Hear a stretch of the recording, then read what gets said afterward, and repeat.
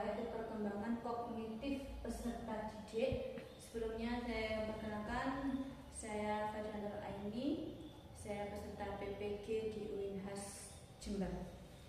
Baik, untuk perkembangan kognitif peserta didik meliputi satu tentang pengertian perkembangan kognitif peserta didik. Perkembangan kognitif adalah proses perubahan kemampuan mental seseorang dalam berpikir, mengingat, memahami, dan memecahkan masalah. Pada peserta didik, perkembangan ini sangat penting untuk mendukung dalam proses belajar dalam kegiatan sehari-hari. Ada tahapan dari perkembangan kognitif menurut Jen. Yang pertama adalah tahap sensorimotorik, yaitu usia 0 sampai 2 tahun, yaitu bayi mengenal dunia melalui indera dan tindakan fisik. Yang mereka belajar tentang objek melalui tindakan, yaitu menggapai, lalu menyentuh, terus mungkin merayap. Ya. Untuk yang kedua, tahap praoperasional, yaitu usia 2 tahun sampai 7 tahun. Anak mulai menggunakan bahasa dan simbol-simbol. Dalam pemikirannya masih mengutamakan tentang egoisme atau memikirkan diri sendiri.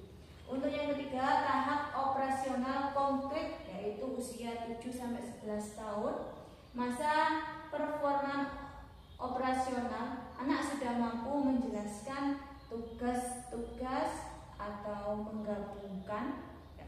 Untuk nomor 4, tahap operasional formal, yaitu usia 11 tahun ke atas. Remaja mampu berpikir abstrak, memecahkan masalah. Yang kedua yaitu karakteristik kemampuan proses dan keterampilan kognitif peserta didik. Yang pertama,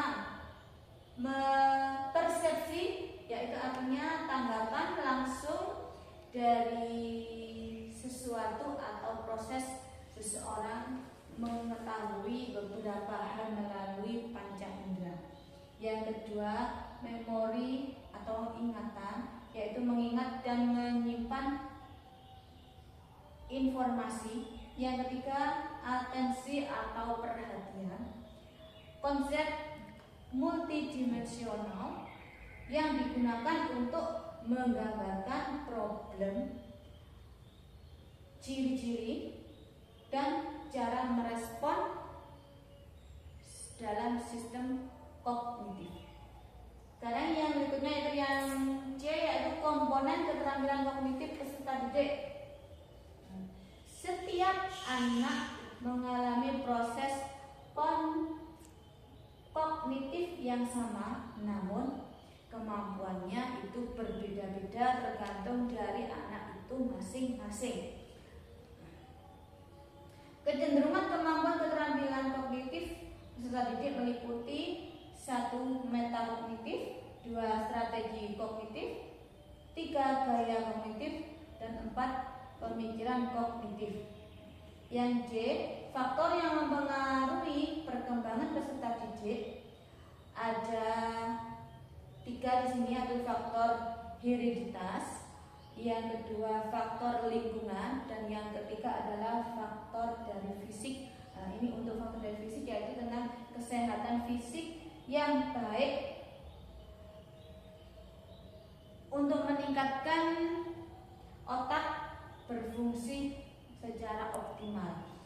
Yang selanjutnya itu tentang implementasi perkembangan kognitif peserta didik dalam pembelajaran. Prinsip-prinsip pemakaian metodologi pendidikan agama Islam, yaitu 1. Pengenalan yang utuh terhadap peserta didik. lalu bersandar pada tujuan. Lalu yang ketiga adalah menegakkan uswah hasanah atau tauladan yang baik.